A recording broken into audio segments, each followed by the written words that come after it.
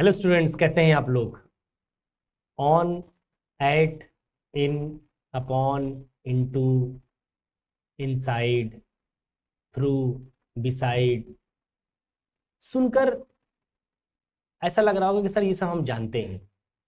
कुछ लोगों को लग रहा होगा सर हम जानते तो हैं लेकिन कर कुछ नहीं पाते, क्योंकि प्रेपोजिशन एक ऐसी चीज है दोस्तों जिसको टीचर्स भी और स्टूडेंट्स भी दोनों ही डरते हैं। उनको लगता है कि सर जानते तो हैं बट क्लियरली इसको डिफाइन नहीं कर पाते। हम ये कॉन्फिडेंस के साथ बोल नहीं पाते कि ऑन कब लगाना है, एट कब लगाना है, इन कब लगाना है। मैं सही कह पा रहा हूँ? तो अगर आपकी ये समस्या है प्रेपोजिशंस को लेकर, अगर ये समस्या वास्तव में आपकी है तो फिर ये क्लास बिल्कुल आपके लिए है। और अब इस क्लास को लगातार देखने का प्रयास करिएगा, आपको वास्तव में लगेगा सर प्रेपोजिशन मतलब गजब का पढ़ ली। तो नमस्कार दोस्तों, मैं इंजीनियर अजय गुप्ता आप सभी लोगों का स्वागत करता हूं घटना चक्र के यूट्यूब प्लेटफॉर्म पे। दोस्तों आज आपको मैं पढ़ाने वाला हूं प्रेपोजिशन। प्रेपोजिशन के हर उस नब्ज से आपको रूबरू कराऊंगा जिन जिन जगह पे आप जाके फंस जाते हो, स्टक कर जाते हो। डेफिनेशन से लेके एप्लीकेशन तक हम लोग चलेंगे, कैसे काम होगा एक एक चीज के ऊपर फोकस करेंगे। आइए स्टार्ट करते हैं पहले कि इस प्रेपोजिशन की परिभाषा क्या है। परिभाषा क्या है, आइए। प्रेपोजिशन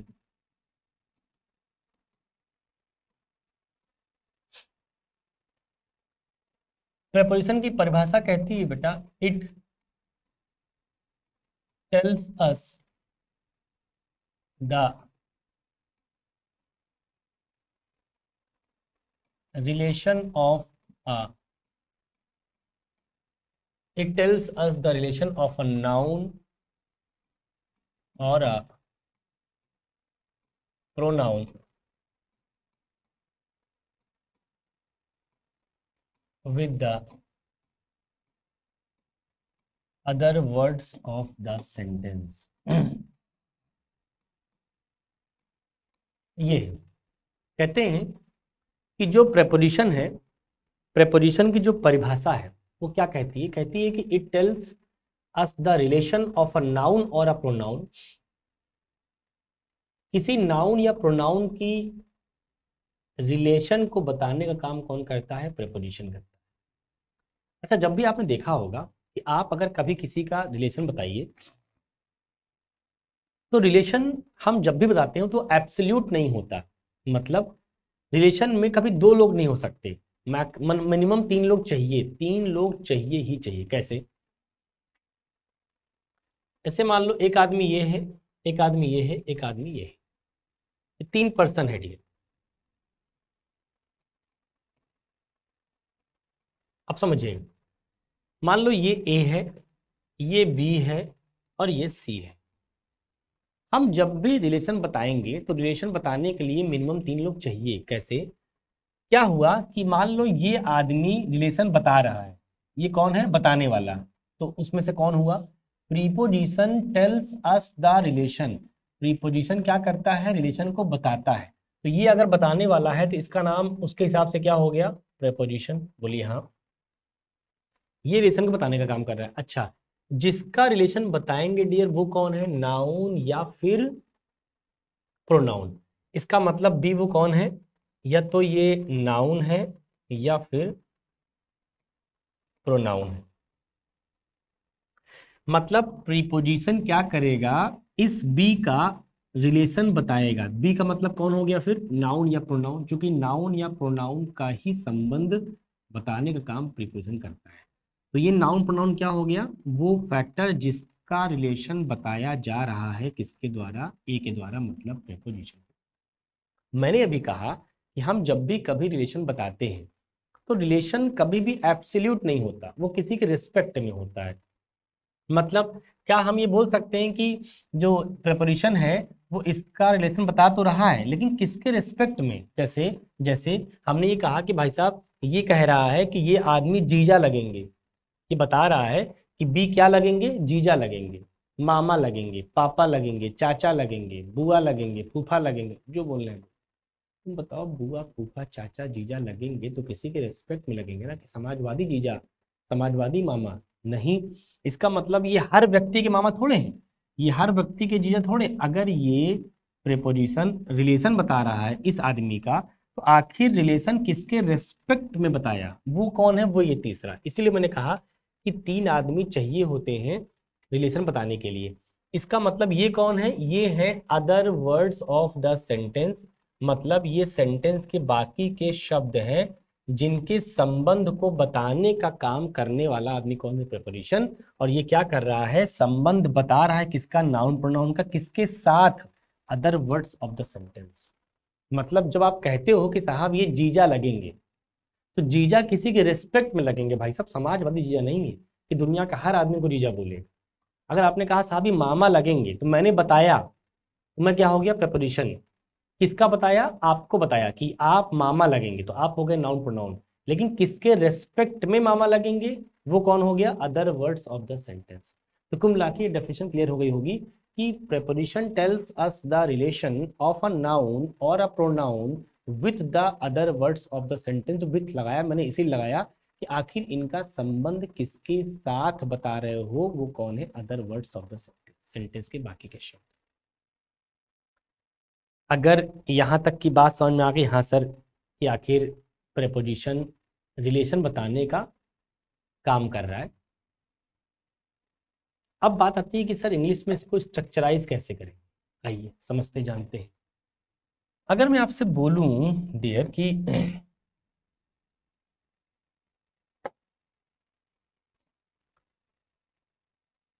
इसका ये मतलब हुआ कि प्रेपोजिशन के बाद हमेशा एक नाउन या प्रोनाउन आएगा, बोलिए हाँ। प्रेपोजिशन के बाद हमेशा एक नाउन या प्रोनाउन आएगा। अब प्रेपोजिशन के बाद हमेशा नाउन प्रोनाउन आएगा, क्यों आएगा, सवाल ये है। तो सवाल का आंसर ले लीजिए। प्रीपोजिशन किसका रिलेशन बताने का काम करता है, तो आप कहेंगे सर नाउन या प्रोनाउन का, क्योंकि अभी आपको सिखाया कुछ देर पहले कि जो प्रेपोजिशन होता है ये रिलेशन बताता तो है, लेकिन मैं पूछूं किसका बताएगा, तो आप कहेंगे सर नाउन का बताएगा या फिर प्रोनाउन का बताएगा। इसके अलावा वो किसी भी अदर पार्ट्स ऑफ स्पीच को एंटरटेन नहीं करेगा। It will not entertain any other parts of speech. तो हमने कहा कि देखो, इसीलिए मैंने कहा कि प्रीपोजिशन के बाद, इसीलिए मैंने लिखा नाउन या प्रोनाउन। फिर सवाल ये आएगा कि सर ये बताइए कि प्रेपोजिशन पहले कैसे आ गया, कैसे पता, नाउन प्रोनाउन बाद में कैसे आया, ये कैसे पता। ये तुमको यहां से पता लग जाएगा। अगर आप इस प्रेपोजिशन को बेटा ब्रेक करो, जब तुम ब्रेक करोगे ना, तो इसका ब्रेक क्या होगा, pre plus position. Pre plus position, तो पढ़ के क्या लगा, pre plus position, position wise पहले है, पोजीशन वाइज पहले, प्री का मतलब पहले, पोजीशन मतलब स्थान, मतलब जहां इसको लिखेंगे वो पहले आएगा। तो साहब किसके पहले आएगा, उसके पहले आएगा जिसका ये रिलेशन बताने का काम करेगा। अच्छा, किसका रिलेशन बता रहा है, नाउन प्रोनाउन का, तो उसी के पहले लिख दिया। इसका मतलब है कि प्रीपोजिशन पहले आएगा और जिसका रिलेशन बताएगा वो बाद में आएगा। तो अब आपको समझ में आ गया होगा कि प्रीपोजिशन के बाद नाउन प्रोनाउन क्यों आता है और क्यों पहले आता है और ये क्यों बाद में आता है। दोनों बातें क्लियर हो गई। अच्छा, इंग्लिश ग्रामर इसका कुछ नाम देती है। वो ये कहती है कि प्रीपोजिशन के बाद जो हम नाउन या प्रोनाउन लिखेंगे, उस नाउन प्रोनाउन को इसी प्रीपोजिशन का ऑब्जेक्ट कहलाएगा। क्या कहलाएगा डियर, मुंह से बोला करिए भैया, बात समझ में आए तो, ऑब्जेक्ट। इसका मतलब है कि प्रेपोजिशन के बाद जो भी नाउन प्रोनाउन लिखोगे आप, वो क्या कहलाएगा, ऑब्जेक्ट कहलाएगा। किसका, प्रेपोजिशन का। तो ये हो गया ऑब्जेक्ट। अच्छा, जब ऑब्जेक्ट हो गया तो जाहिर सी बात है किस केस में लिखा जाएगा, फिर ऑब्जेक्टिव केस में लिखा जाएगा। भाई जैसे कोई सब्जेक्ट है, सब्जेक्टिव केस में लिखा जाएगा, तो ऑब्जेक्ट है तो ऑब्जेक्टिव केस में लिखा जाएगा। इसीलिए प्रेपोजिशन के बाद हमेशा आपने देखा होगा जब भी कोई प्रोनाउन आता है तो ऑब्जेक्टिव केस में आता है। नाउन के लिए मैंने क्यों नहीं कहा, क्योंकि नाउन का जो सब्जेक्टिव केस होता है और ऑब्जेक्टिव केस होता है, दोनों सेम होता है, दोनों में कोई अंतर नहीं होता। लेकिन प्रोनाउन का सब्जेक्टिव केस और ऑब्जेक्टिव केस दोनों अलग अलग होता है। जैसे आई सब्जेक्टिव है, मी क्या है, ऑब्जेक्टिव है। ही सब्जेक्टिव है, हिम क्या है, ऑब्जेक्टिव है। लेकिन नाउन के केस में रमेश ही सब्जेक्ट है और रमेश ही ऑब्जेक्ट है। मैंने कहा रमेश कैन टीच, तो रमेश सब्जेक्ट है, और मैंने कहा आई कैन टीच रमेश, तो रमेश ऑब्जेक्ट है। मतलब दोनों सेम होता है, इसीलिए वो दिखाई पड़ता नहीं, लेकिन प्रोनाउन वाले केस में वो चेंजेस दिखाई पड़ेंगे आप। अगर मान लो मैंने कहा with I, with me, with my, देखो आई है सब्जेक्ट, मी है ऑब्जेक्ट, माई है पॉजिटिव केस। विथ क्या है बेटा? प्रेपोजिशन। हमें पता है कि प्रेपोजिशन के बाद सब्जेक्टिव केस नहीं आता, ऑब्जेक्टिव केस आता है। क्यों? क्योंकि प्रेपोजिशन खुश कब होगा? जब प्रेपोजिशन को अपना क्या मिल जाएगा? नाउन या प्रोनाउन। क्या मिल जाएगा? मुझे बोलिए, नाउन या प्रोनाउन। किस केस में? ऑब्जेक्टिव केस में। इसका मतलब है कि इस प्रीपोजिशन की जो खुशी है वो किससे है? अपने नाउन या प्रोनाउन से है। अच्छा, प्रोनाउन तो आपने दे दिया, लेकिन दिक्कत क्या है? वो नाउन या प्रोनाउन किस केस में होना चाहिए? ऑब्जेक्टिव केस में। तो ना तो ये ऑब्जेक्टिव केस है और ना तो ये ऑब्जेक्टिव केस है, तो कौन सा है बेटा? मी। इसीलिए आपने देखा होगा हमेशा विद मी लिखा होता है, जबकि हिंदी क्या होती है इसकी? मेरे साथ होती है, मेरे साथ। तो मेरे की जो इंग्लिश होती है वो होती है माई। जैसे मैंने कहा मेरे पिताजी, तो हम क्या बोलेंगे? My father. मेरे दोस्त, हम क्या बोलेंगे? My friends. तो मेरे की इंग्लिश होती तो माई है, लेकिन हम लिखते क्या है? मी है, just because of that preposition. Preposition के बाद हम जब नाउन या प्रोनाउन लिखेंगे तो ऑब्जेक्टिव केस में लिखेंगे, ना कि किसी अदर केस में लिखेंगे। अगर यहाँ तक बात समझ में आ गई कि हाँ सर चलिए ये मामला भी समझ में आ गया कि प्रेपोजिशन की परिभाषा क्या है, प्रेपोजिशन करता क्या है, प्रेपोजिशन आएगा कहाँ पे, प्रीपोजिशन की खुशी क्या है। मैं तीनों बातों को फिर से एक बार रिकॉल कर रहा हूँ ताकि आगे वाली बात आपको रिकनेक्ट कर जाए। मैंने कहा बेटा प्रेपोजिशन क्या करता है? रिलेशन बनाने का काम करता है, रिश्तेदारी बताता है, रिश्तेदारी। किसी आदमी की किसी दूसरे व्यक्ति के साथ क्या रिश्तेदारी है, ये बताने वाला काम करता है प्रेपोजिशन, राइट। अब हमने कहा कि प्रेपोजिशन दुनिया के किसी भी आदमी की रिश्तेदारी नहीं बताएगा। केवल और केवल 8 पार्ट्स ऑफ स्पीच के अंदर 2 लोग ऐसे हैं जिनकी रिलेशन बताने का काम करता है। वो 2 लोग कौन कौन है? नाउन या प्रोनाउन। मतलब केवल नाउन या प्रोनाउन वो बला है जिनका रिश्तेदारी, जिनका रिलेशन बताने का काम कौन करता है? प्रीपोजिशन। इसीलिए प्रेपोजिशन के बाद हमेशा आपको एक नाउन या प्रोनाउन देना ही पड़ेगा, बिना दिए आगे बढ़ ही नहीं सकते। ये बिल्कुल उतना ही सत्य है जितना आपका इस जीवन में आना और जाना। जीवन और मरण जो सत्य है, इसको कोई झुठला नहीं सकता। तो उतना सत्य ये भी है कि प्रेपोजिशन अगर आया तो उसकी अपनी खुशी है, उसको नाउन प्रोनाउन चाहिए। क्यों? क्योंकि अगर ये आया है रिलेशन बताने के लिए, और रिलेशन किसका बताएगा? नाउन प्रोनाउन का। अब तुम यही खींच लिए हो, अब वो क्या करेगा फिर बैठ के अकेले? वो अकेले बैठे, कोई काम ही नहीं बचा उसके पास। उसका काम ही यही था कि इनका रिलेशन बताए, और वही तुम खींच लिए, गड़बड़ा गया। ये बिल्कुल वही हुआ कि बिना दूल्हा की बारात। भाई साहब ऐसा संभव नहीं है कि बारात गई हो दूल्हे ना हो। तो बारात ही कहाँ है? वो बारात ही नहीं है ना। वैसे ही ये दूल्हा है, ये बारात है। ऐसा नहीं हो सकता कि बारात पहुंच गई हो, दूल्हा फरार, दूल्हा है ही नहीं, असंभव। बिना दूल्हा की बारात नहीं हो सकती। हाँ ये हो सकता है कि दूल्हा बिना बारात के हो सकता है। मतलब नाउन प्रोनाउन अकेले अपना आ सकता है, जरूरी नहीं प्रपोजन आए। लेकिन अगर प्रपोजन आएगी तो नाउन प्रोनाउन आएगा। मतलब बारात जाएगी तो दूल्हा भी जाएगा, लेकिन दूल्हा जाएगा तो कोई गारंटी नहीं कि बारात जाएगी। वो अकेले भी भगा के शादी कर सकता है बिना बाराती। भी जानते हो, आपने देखा भी होगा, आपके लोगों ने किया भी होगा। बढ़े आइए, तो जब ये बात समझ में आ जाए कि प्रेपोजिशन रिलेशन बताता है किसका? नाउन और प्रोनाउन का। तो जिस नाउन प्रोनाउन का रिलेशन बताता है वो उसी के जस्ट बाद लिखा जाएगा। किस केस में? ऑब्जेक्टिव केस में। इसीलिए इस नाउन प्रोनाउन को इस प्रीपोजिशन का ऑब्जेक्ट बोलते हैं, इंग्लिश में इसको ऑब्जेक्ट। ठीक, एग्जाम्पल समझ में आ गया होगा। प्रीपोजिशन के बाद इसलिए हम लिखते हैं मी, न कि आई, न कि मी। ठीक, थोड़ी सी बात को और आगे बढ़ाएं अगर तो देखो, मैंने कहा एक तो आपने सीखा कि प्रीपोजिशन की खुशी किससे है?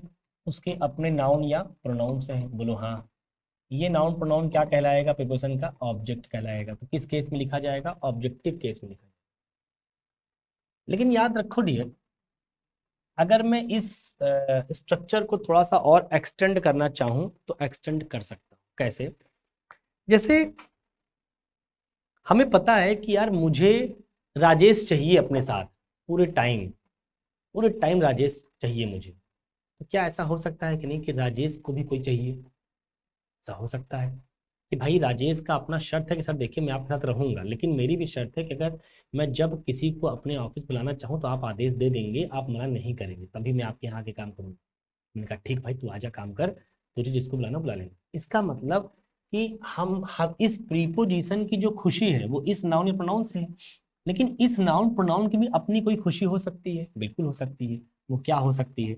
मान लीजिए हमें इस नाउन के बारे में कोई एक इंफॉर्मेशन देनी पड़े, ये नाउन कैसा है, which kind of person is this, या which kind of thing is this, ये चीज कैसी है, नाउन कैसा है, इसके बारे में बताना है। मतलब उस नाउन का क्या लिखना है? एडजेक्टिव। भूल गए लग रहा है? किसी नाउन प्रोनाउन के बारे में बताने वाले शब्द को हम बचपन से क्या बोलते आए हैं? एडजेक्टिव। तो अगर कभी लगे कि हमें प्रीपोजिशन के बाद नाउन प्रोनाउन तो लिखना ही पड़ेगा, लेकिन हमें उस नाउन के बारे में भी कुछ इंफॉर्मेशन देनी है, तो उस इंफॉर्मेशन देने वाले शब्द को एडजेक्टिव बोलते हैं। चलो लगा लिया एडजेक्टिव। अब लगाया नाउन। तो मतलब ये स्ट्रक्चर अब इतना बड़ा हो गया, लेकिन लेकिन ख्याल रहे इसका काटा कहाँ भिड़ा, देखो जरा। ये जो एडजेक्टिव आया है, क्या वो इस प्रीपोजिशन के लिए आया है? ना, इसका इसके साथ कोई रिश्ता नहीं है। ना जायज रिश्ता कोई है और ना ही नाजायज रिश्ता कोई प्रकार का रिश्ता नहीं है। ये एडजेक्टिव आया है इस नाउन के लिए। जब तक ये नाउन है तब तक ये भी है। ये हटा लोगे, ऑटोमेटिक गायब हो जाए।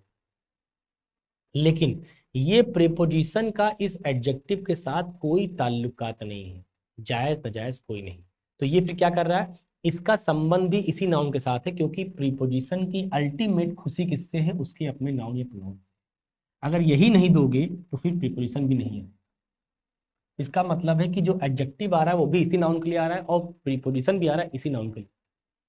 अगर मैं इस बात को थोड़ा सा और बड़ा करूं तो देखो ऐसे हो सकता है कि बीच में एक एडवर्ब डालो, फिर एडजेक्टिव डालो, फिर नाउन डालो। ध्यान से मेरी बात को सुनना, 1 करोड़ की बात करने जा रहा हूँ। हालांकि तुमको भी 1 करोड़ की लगेगी नहीं, लेकिन है वो। बचपन से सभी सीखा नहीं होगा, समझिए आप। मैंने कहा कि जो ये एडजेक्टिव आ रहा है वो इस नाउन के लिए आ रहा है, इस नाउन के बारे में बताने वाले का काम कर रहा है। जैसे किसी नाउन या प्रोनाउन को बताने वाले शब्द को हम एडजेक्टिव बोलते हैं, बोलो हाँ, वैसे ही किसी वर्ब के बारे में, किसी एडजेक्टिव के बारे में, किसी दूसरे एडवर्ब के बारे में बताने वाले शब्द को क्या बोलते हैं भैया? एडवर्ब। ये बातें लास्ट लेक्चर में हमने किया है। लास्ट लेक्चर में हमने प्रॉपर इन सब बातों के ऊपर डिटेल्ड में चर्चा किया है कि adverb mainly qualifies a verb, an adjective and another adverb, right. तो वैसे ही जैसे नाउन के बारे में बताने के लिए मैंने एडजेक्टिव लगा लिया, तो वैसे एडजेक्टिव के बारे में बताने के लिए मैंने क्या लगा लिया? एडवर्ब लगा लिया। लेकिन फिर वही बात, ये प्रीपोजिशन ना तो इस एडवर्ब को डील करेगा और ना ही इस एडजेक्टिव को एंटरटेन करेगा। ये अभी भी किसको एंटरटेन करेगा? इसी नाउन को। वो एडवर्ब अभी भी उसी नाउन के लिए आया है। इसको मैंने अलग अलग ब्रैकेट में डाल दिया। बात समझ आई? बोलो हाँ। तो अगर हम देखें कि इस फ्रेज को हम कभी इतना बड़ा कर सकते हैं, कभी इतना बड़ा कर सकते हैं, कभी और बड़ा कर सकते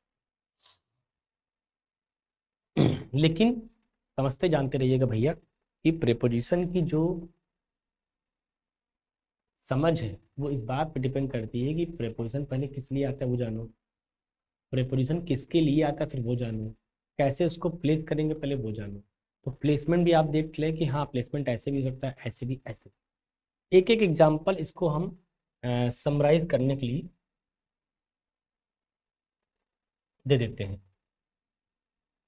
लो भाई,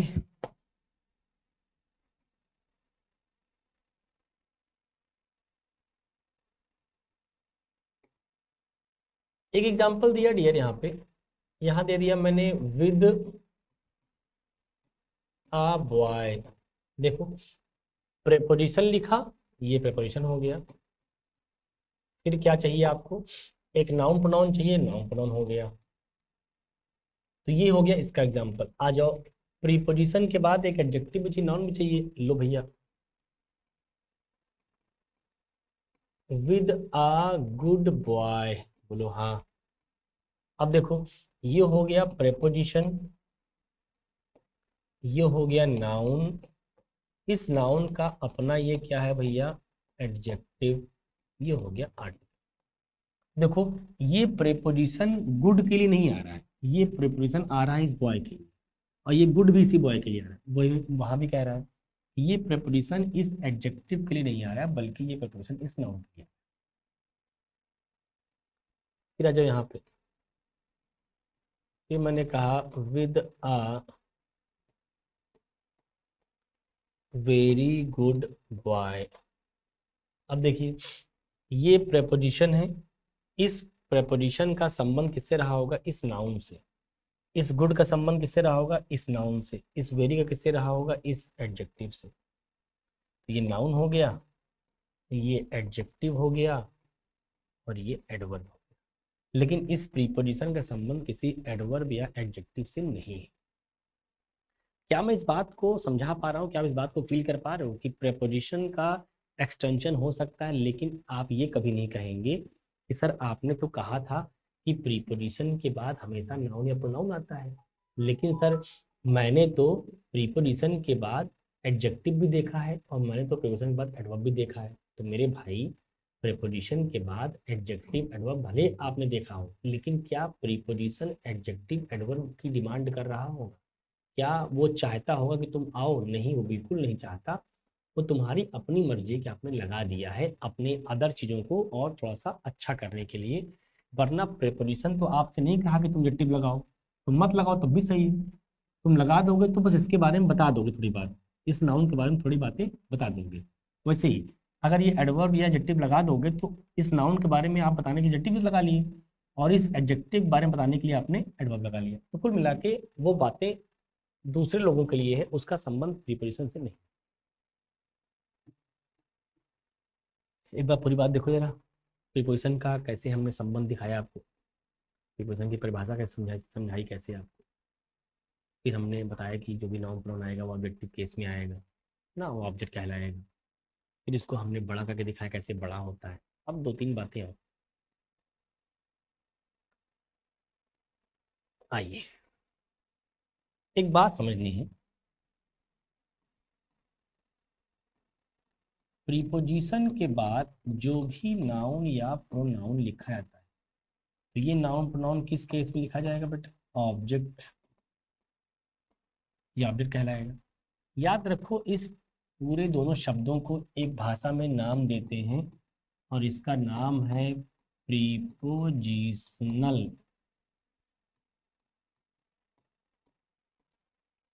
प्रीपोजिशनल फ्रेज, इसका नाम क्या बेटा, प्रीपोजिशनल फ्रेज। मतलब मैं आज के बाद कभी भी अगर आपसे ये कहूंगा कि प्रीपोजिशनल फ्रेज, तो आप क्या क्या समझोगे कि प्रीपोजिशनल फ्रेज में क्या क्या होगा? एक तो प्रीपोजिशन होगा, अच्छा प्रीपोजिशन के साथ साथ और क्या होगा, प्रीपोजिशन की खुशी किससे होती है, उसके अपने नाउन या प्रोनाउन से, वो नाउन प्रोनाउन भी होगा। तो लिखो प्रीपोजिशन है और उसका नाउन प्रोनाउन है, तो दोनों मिला के क्या बन गए, प्रीपोजिशनल फ्रेज। लेकिन लेकिन इस प्रीपोजिशनल फ्रेज को हम और बड़ा भी कर सकते हैं।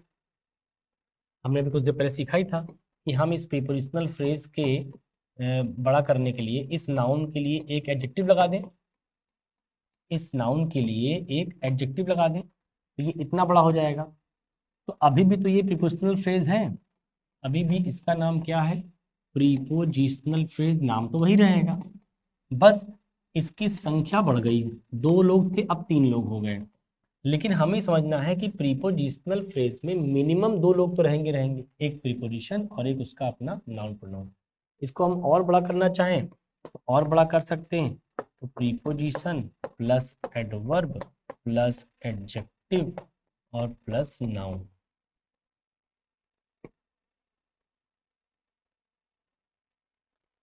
तो लो भैया,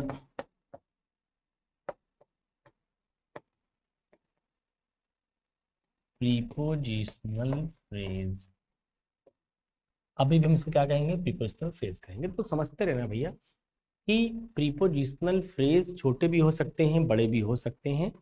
यहाँ तक की बात मेरे ख्याल से कमेंट करके आप जरूर बताइएगा कि बात समझ में आई सर, कि प्रीपोजिशन को आज पहली बार हमने डेफिनेशन के पॉइंट ऑफ व्यू समझने सीखने का प्रयास किया। अब बात ये आती है कि सर इस प्रीपोजिशनल फ्रेज का क्या इस्तेमाल है, कहाँ पे यूज करते हैं, कैसे काम करते हैं, आइए उसके बारे में थोड़ा सा चर्चा करने का प्रयास करते हैं, कहाँ से क्या होना है। देखिए, कहते हैं कि डियर, जब भी आप प्रीपोजिशन लिखेंगे उसका अपना नाउन प्रोनाउन तो आएगा। इस नाउन प्रोनाउन को ऑब्जेक्टिव केस में लिखते हैं, क्यों भैया? इसीलिए इसको हम बोलते हैं कि प्रीपोजिशन का ऑब्जेक्ट है। इस पूरी फ्रेज का नाम होता है प्रीपोजिशनल फ्रेज। बोलो हाँ, प्रीपोजिशनल फ्रेज। अब मैं क्या कहने जा रहा हूं, ध्यान से सुनना और समझना। बड़ी बात, गहरी बात कहने जा रहा हूं। प्रीपोजिशनल फ्रेज याद रखना, सेंटेंस में दो काम करती नजर आए। पूरी इंग्लिश के अंदर प्रीपोजिशनल फ्रेज दो ही काम करती नजर आती, सिर्फ दो काम। तो जानना पड़ेगा कौन से दो काम, कौन सा वो दो काम है जो प्रीपोजिशनल फ्रेज करती नजर आती है। वो दो काम ये है बेटा कि प्रीपोजिशनल फ्रेज दो काम करेगी, एक काम करेगी एडजेक्टिव का और एक काम करेगी एडवर्ब। मतलब प्रीपोजिशनल फ्रेज आज तक तुमने जब भी कभी देखा होगा, सुना होगा, जाना होगा, जहां भी देखा हो, वो प्रीपोजिशनल फ्रेज सेंटेंस में दो ही काम करती नजर आएगी, तीसरा काम वो कर नहीं सकती। तीसरा काम वो कर ही नहीं सकती। तो साहब कौन कौन सा काम करती, तो आपने कहा साहब एडजेक्टिव काम करती है और वो एडवर्ब काम करती है। अच्छा, हमको पता है कि कोई एडजेक्टिव काम कब करता है। आपने कहा साहब अगर वो किसी नाउन या फिर प्रोनाउन को क्वालिफाई करे तो एडजेक्टिव कहलाएगी, और अगर वो किसी वर्ब को, किसी एडजेक्टिव को या फिर अनदर एडवर्ब को क्वालिफाई करे तो वो एडवर्ब कहलाएगी। लेकिन कौन, ये नाउन प्रोनाउन, ये प्रीपोजिशन नहीं, दोनों नहीं, दोनों मिला के बात चल रही है। मतलब जो मैं ये कह रहा हूँ कि प्रीपोजिशनल दो काम करती है, एक काम करती है एडजेक्टिव का और एक काम करती है एडवर्ब का। तो ये किसके लिए कह रहा हूँ, ये इसके लिए नहीं है, ये इसके लिए नहीं है, ये दोनों के लिए, पूरे पूरे डिब्बे के लिए। ये पूरा डिब्बा, ये पूरा ब्रैकेट जो लिखा है प्रीपोजिशनल फ्रेज, मतलब दो लोगों का कॉम्बिनेशन, वो जो पूरी फ्रेज है वो दो काम करती नजर आएगी, एडजेक्टिव का या फिर एडवर्ब का। आइए जानते हैं, एक बार देखने का प्रयास करते हैं कैसे एडजेक्टिव और कैसे एडवर्ब। एक छोटा सा एग्जांपल लिया, मैंने कहा कि ही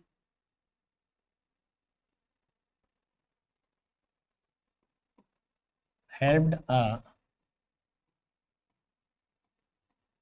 he helped a man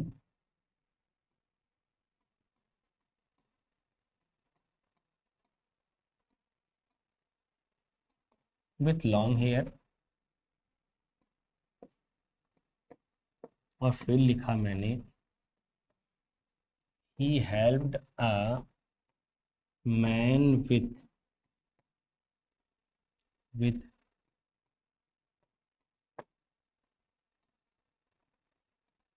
2 lakh rupees. दो सेंटेंस लिखा है, दोनों सेंटेंस को ऑलमोस्ट सिमिलर करने का प्रयास किया है ताकि मैं जो आपको समझाना सिखाना चाह रहा हूँ वो आप समझ जाए। दोनों सेंटेंस में एक चीज कॉमन है, क्या? कि ये जो आदमी है प्रोनाउन, ये है वर्ब, ये है नाउन, ये नाउन यहाँ ऑब्जेक्ट है, ये वर्ब है, ये प्रोनाउन यहाँ सब्जेक्ट है।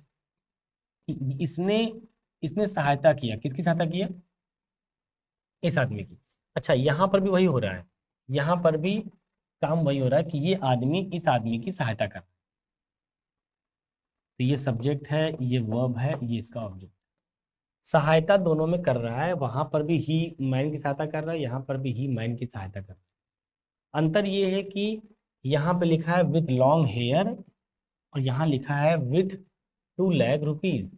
जरा सोच के बताओ, विथ क्या हो गया? प्रेपोजिशन। बोलो हाँ।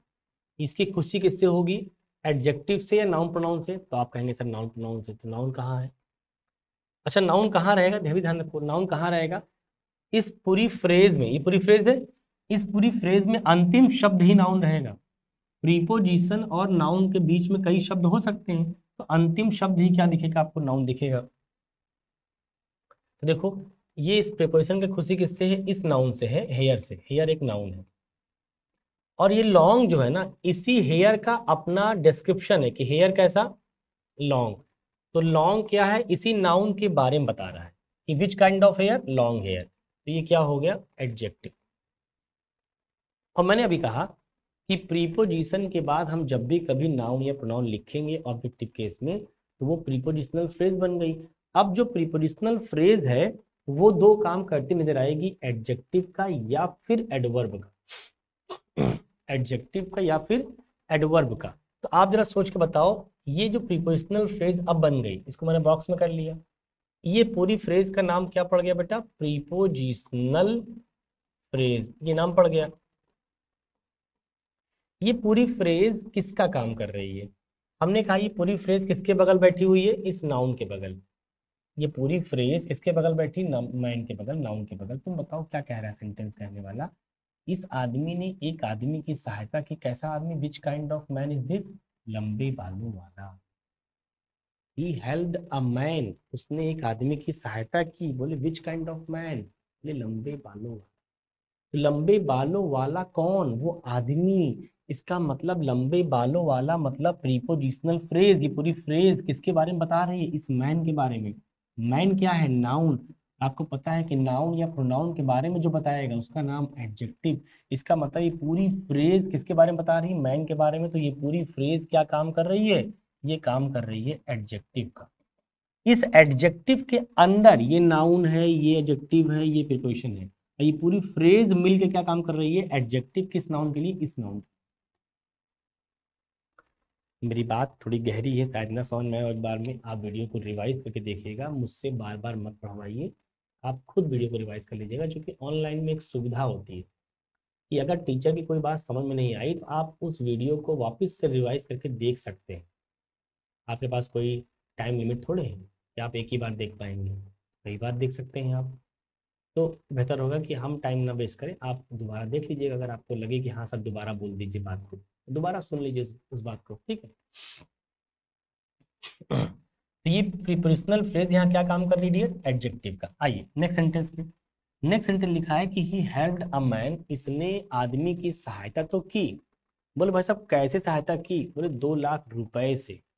मतलब he helped a man with 2 lakh rupees, मतलब इसने सहायता की, बोले किस तरह सहायता किया, 2 लाख रुपए दे, 2 लाख रुपए से इसने सहायता कर दिया उसकी। ये कैसे का रिप्लाई है, हाउ का रिप्लाई है। और अगर आपको याद रहेगा और ठीक, वरना कल की क्लास में मैंने पढ़ाया था बेटा other word, other words. Other words में टोटल 4 चीजें मैंने आपको बताई थी, वेयर का रिप्लाई, हाउ का रिप्लाई, वाई का रिप्लाई, व्हेन का रिप्लाई। ये 4 चीजें हैं। इन चारों का रिप्लाई जो भी आता है वो एडवर्ब होता है। ये भी एडवर्ब होगा, ये भी एडवर्ब होगा, ये भी एडवर्ब होगा। ये एडवर्ब ऑफ प्लेस है, ये एडवर्ब ऑफ मैनर है, ये एडवर्ब ऑफ रीजन है, ये एडवर्ब ऑफ टाइम। इन सब का रिप्लाई लेना कहाँ से है, रिप्लाई लेते हैं बेटा वर्ब से। अगर हमने वर्ब से वेयर से पूछा तो भी आंसर एडवर्ब आएगा, हाउ से पूछा, वाई से पूछा, व्हेन से पूछा, पूछेंगे कहाँ पर, वर्ब में। तो वर्ब के बारे में बताएंगे लोग, तो वर्ब के बारे में बताने वाले शब्द को एडवर्ब बोलते हैं, इसलिए मैं सबको एडवर्ब। सेंटेंस के स्ट्रक्चर में ऐसे ही होता है कि सब्जेक्ट लिखा होता है, वर्ब लिखा होता है, ऑब्जेक्ट लिखा होता है, अदर वर्ड। तो अदर वर्ड में 4 लोग हो सकते हैं और 4 के चारों क्या होने पड़ेंगे, एडवर्ब होने पड़ेंगे। तो आपने पहले सब्जेक्ट लिखा, फिर वर्ब लिखा, फिर ऑब्जेक्ट लिखा, फिर आपने एडवर्ब लिख दिया। जैसे यहाँ पर देखो, यहाँ पर देखो सब्जेक्ट लिखा, वर्ब लिखा, ऑब्जेक्ट लिखा। इसने सहायता किया एक आदमी की, सहायता कैसे किया, विथ 2 लाख रुपीज, मतलब उनको 2 लाख रुपए देकर। तो विथ 2 लाख रुपीज, तो हाउ का रिप्लाई है, तो हाउ का रिप्लाई तो जाहिर सी बात है ये रहा, क्या होगा, एडवर्ब ऑफ मैनर। देखो ये विथ क्या है माय डियर ब्रदर, ये विथ है प्रेपोजिशन, बोलो हाँ। इस प्रेपोजिशन खुशी किससे है, नाउन प्रोनाउन से, तो ये इसका नाउन है, रुपए। Rupaye is a name of a currency, तो name of something is known as noun, तो ये नाउन है। तो ये with plus noun, with plus noun मतलब प्रीपोजिशनल फ्रेज, ये हो गया इसका प्रीपोजिशनल फ्रेज। और आपको पता है कि प्रीपोजिशनल फ्रेज दो काम करते हुए नजर आती है सेंटेंस में, या तो वो करेगी एडजेक्टिव काम या करेगी एडवर्ब काम, देखो किसको क्वालिफाई कर रही है। इनमें से किसी को क्वालिफाई कर रही है तो एडवर्ब बन जाएगी, अगर इनमें से किसी को क्वालिफाई करेगी तो एडजेक्टिव बन जाएगी। तो आप देखिए किसको क्वालिफाई कर रही है। इस बार ये फ्रेज इस आदमी को क्वालिफाई नहीं कर रही है, इस बार ये फ्रेज इस वर्ब को क्वालिफाई कर रही है। ये सहायता कैसे किया, 2 लाख रुपए देकर। इसलिए अगर ये फ्रेज इस वर्ब को क्वालिफाई कर रही है तो फिर हमें क्या बोलना पड़ेगा, एडवर्ब। आशा करता हूँ कि बात समझ में आ रही होगी। थोड़ा सा आप लोग भी जब भी वीडियो को देखिएगा आप, तो मैं उम्मीद करूँगा कि अ, आप वीडियो को प्रॉपर देखेंगे अंत तक, और जो बात सिखाई समझाई जा रही है, हमारी पूरी टीम आपके लिए काम कर रही है। सीजीएल के लिए लोग मुझे जानते हैं डियर, एसएससी सीजीएल के अंदर अब तक न जाने कितने सिलेक्शन हम लोग दे चुके हैं। मैं बेसिकली इंग्लिश की बात करूं अगर, तो आप मुझे कितने जानते हैं मुझे नहीं पता, लेकिन यकीन मानिए कि इंग्लिश के अंदर जैसे अभी सीजीएल मेंस जो चलने लग गया पैटर्न चेंज होने के बाद, तो 45 सवाल मेंस में आते हैं। इस साल में भी सीजीएल मेंस का आंसर की आ चुकी है, रिजल्ट नहीं आया है अभी, जल्दी आ जाएगा। तो सीजीएल मेंस की जो आंसर की आई है उसमें हमारे कम से कम 5 बच्चे ऐसे हैं जो 45 सवाल इंग्लिश के 44 सही करके, 45 में से 44 सवाल अंग्रेजी में समय लिमिट के अंदर सही करके आना, आपको नहीं लगता कि ये इतना भी आसान नहीं रहा होगा। लेकिन लेकिन वो लर्निंग, वो पढ़ाई ही क्या जिसमें हम पढ़ने के बाद स्कोर ना कर पाए। मेरा कहना ये है, अगर हम तैयारी कर ही रहे हैं तो तैयारी ऐसे कैसे कर रहे हैं कि हम 45 में से 4 ठो कर पा रहे हैं, 5 ठो कर पा रहे हैं, नहीं। तैयारी का मतलब 45 में से 45 क्यों नहीं बन रहे, 45 में 44 क्यों नहीं बन रहे, ये सवाल होना चाहिए। तो मेरा फोकस मेरे स्टूडेंट्स पे यही होता है कि हम बच्चे को 45 में से 45 सही करवाएं, टारगेट में यही दिया रहता है, ताकि मैं जानता हूँ 45 एकदम टारगेट लिया रहूंगा तो 43 44 सही हो जाएंगे बच्चे। और होता वही है कि 45 में 44 सवाल सही हो गए, तो बहुत बड़ी खुशी की बात है मेरे लिए भी और आपके लिए भी डियर, कि आपके ही बीच के छोटे भाई बड़े भाई बंधु लोग सेलेक्ट हो रहे हैं।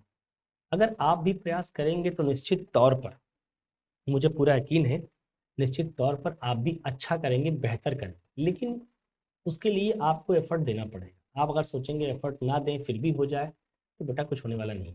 डेली आपको 2 घंटे इंग्लिश लैंग्वेज के ऊपर देना पड़ेगा, जैसा मैं कह रहा हूँ डिक्टो वैसा करते चलिए। हर वीडियो को इतना बखूबी देखिए, इतनी बार देखिए, और नोट्स प्रॉपर बनाइए। तनिक भी कहीं पर डाउट लगे, तनिक भी डाउट लगे तो मन में मत रखिए। अगर आप डाउट को शेयर नहीं करेंगे, यकीन मानिए फिर आप अच्छा कर नहीं पाएंगे। डाउट को आपको मन में रखने के बजाय आपको शेयर करना पड़ेगा, और शेयर हमसे करिए। हमारी मैनेजमेंट टीम के कॉन्टैक्ट्स नंबर दिए होते हैं आपके डिस्क्रिप्शन लिंक में, वहाँ पे जाइए। अगर आपको लगे कि हाँ सर मुझे अजय सर से बात करनी है, कुछ डाउट पूछना है, कुछ बातें डिस्कस करनी है, तो आप बिल्कुल मैनेजमेंट टीम से कांटेक्ट करिए। उस पर आपको लिंक पे बहुत सारे नंबर्स लिखे होंगे मैनेजमेंट के, उस नंबर्स पे कॉल करिए। उन नंबर्स पे जब कॉल करेंगे तो आप खुद ही वो लोग हमसे बात भी करवा देंगे। आपकी जो समस्या है उस समस्या को सॉल्व करने के लिए मेरी पूरी टीम घटना चक्र की आपके साथ काम कर रही है। तो मैं चाहता हूँ बस आप लोग थोड़ा सा जिंदा दिल होके पढ़ें, जिंदा दिल होके। एक इंग्लिश में एक शब्द होता है, सुना होगा आपने, एक होता है बेटा लाइव, जो हम लोग लाइव पढ़ाते हैं, और एक होता है लाइवली, इसी के आगे एल वाई लगा। लाइवली का मतलब होता है जिंदा दिल हो, मतलब बहुत ही मुखर होके पढ़ना।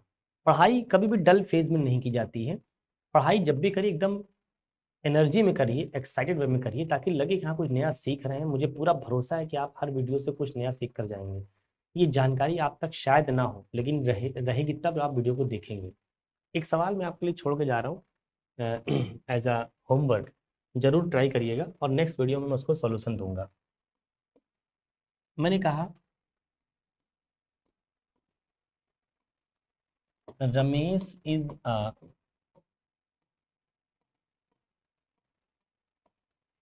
Favourite student, Ramesh is a favourite student to his teachers. ये लिखा मैंने कि Ramesh is a favourite student to his teachers. आपको बताना है कि ये सेंटेंस जो लिखा गया है, ये सेंटेंस जो लिखा गया है वो सही है या गलत, ये आपको बताना है। आप जाके इसको ट्राई करिएगा। जितने लोग आपके कांटेक्ट में होंगे, टीचर्स, स्टूडेंट्स, दोस्त यार, सबसे पूछिएगा। सवालों को शेयर किया करिए, जितना शेयर करेंगे उतना आप अलग अलग सॉल्यूशंस पाएंगे। फिर हमसे आप डिस्कस करिएगा कि हाँ सर इसमें से सही कौन सा है, तो हम आपको कंफर्म करेंगे इसमें से कौन सा सही है। तो ये स्टेटमेंट है। ऐसे रैंडम पढ़ेंगे तो आपको शायद लग सकता है कि हाँ सर कोई गलती नजर नहीं आ रही है। एक बार ट्राई करिएगा, शायद आपको गलती नजर आए। इसलिए मैं जानबूझ के अभी बता भी नहीं रहा हूँ, क्योंकि तुरंत बता दूंगा तो उस सवाल की जो कीमत है, जो वैल्यू है, वो खत्म हो जाएगी। तो मैं चाहता हूँ कीमत खत्म ना हो, खुद ट्राई करिए पहले। इतना मैं हिंट कर दे रहा हूँ कि इस सवाल के अंदर क्या क्या मेन मेन चीजें हैं। जैसे भाई ये स्टूडेंट है, नाउन है। इस नाउन का अपना ये क्या है, एडजेक्टिव है कि स्टूडेंट किस प्रकार का है, फेवरेट है। ये आपका आर्टिकल है, ये आपका वर्ब है, ये आपका नाउन है सब्जेक्ट के तौर पर, ठीक है। और ये टू क्या हो गया बेटा, प्रेपोजिशन हो गया। इस प्रेपोजिशन की अपनी खुशी किससे है, नाउन से है, टीचर से है। ये नाउन आपका ऑब्जेक्ट के केस में काम कर रहा है। इस टीचर का अपना ये एडजेक्टिव है कि ये कहाँ के टीचर से, इसी आदमी के टीचर से।